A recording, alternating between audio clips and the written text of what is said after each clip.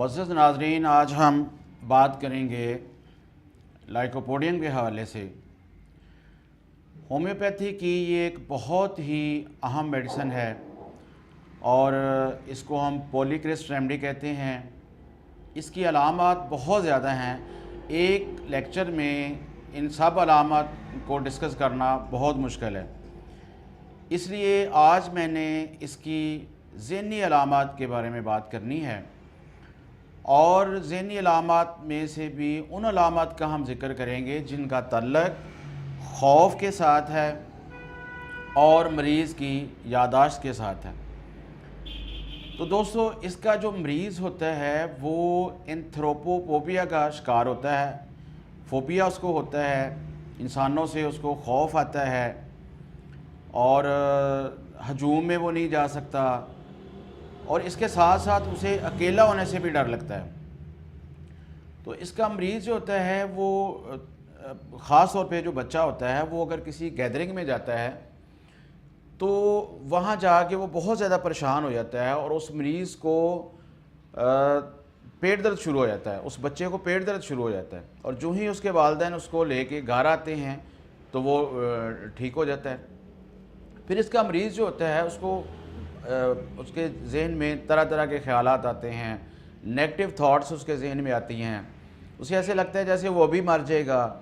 اسے ایسے لگتا ہے جیسے اس کا کوئی شدید اور جان لیوا حادثہ ہو جائے گا۔ تو اس طرح وہ بے سکونی اور خوف میں مبتلا رہتا ہے، اور لائکوپوڈیم کا مریض انتہائی شکی ہوتا ہے، کسی پہ اعتبار نہیں کرتا، لوگوں کے عیب ڈھونڈتا رہتا ہے، اور اس طرح کی اس کی ذہنی کیفیات ہوتی ہیں، اور ذرا سی بات پہ چونک جاتا ہے، ذرا سی آہٹ پہ وہ ڈر جاتا ہے، یہاں تک کہ ڈور بیل کی آواز سے بھی وہ چونک جاتا ہے۔ پھر اس کے بچے جو ہوتے ہیں یا اس کے جو مریض ہوتے ہیں لائکوپوڈیم کے، ان کو بھوت پریت سے بہت ڈر لگتا ہے۔ خاص طور پہ بچے جو ہیں وہ رات کو جب بستر میں جاتے ہیں تو وہ بہت زیادہ ڈرتے ہیں، ان میں یہ خوف کی کیفیت پائی جاتی ہے۔ یہ ساری علامات جو ہیں، یہ سارا خوف جو ہے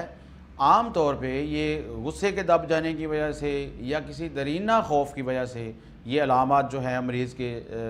دماغ میں کریٹ ہو جاتی ہیں۔ اب اگر ہم بات کرتے ہیں اس کی یادداشت کے حوالے سے، تو وہ انتہائی کمزور ہوتی ہے یادداشت۔ لائکوپوڈیم کا مریض جو ہے وہ دماغی کام نہیں کر پاتا، کر نہیں سکتا، تو اس کو ایک پہاڑ نظر آتا ہے، دماغی کام جو ہے لکھ پڑھ نہیں سکتا۔ اس کا مریض جو ہوتا ہے وہ اپنا لکھا خود نہیں پڑھ سکتا، دوستوں کے اور قریبی رشتہ داروں کے نام جو ہیں وہ بھول جاتا ہے۔ ان کا کوئی اچھا دوست انہیں ملتا ہے تو وہ کافی دیر تک ذہن میں سوچتا رہتا ہے کہ اس کا نام کیا ہے۔ پھر یہ ہوتا ہے کہ یہ لفظوں کی پہچان اس کے ذہن میں ختم ہو جاتی ہے،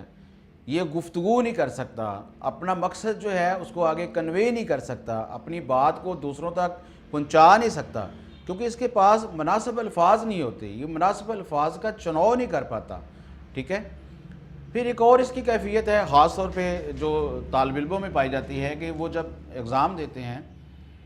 تو وہ لکھنے میں بہت ساری غلطیاں کرتے ہیں۔ اکثر اوقات ہوتا ہے کہ اسٹوڈنٹ جو ہوتے ہیں وہ بہت ہوپ فل ہوتے ہیں کہ جی میرا یہ پیپر بہت اچھا ہو گیا ہے، میں نے ہر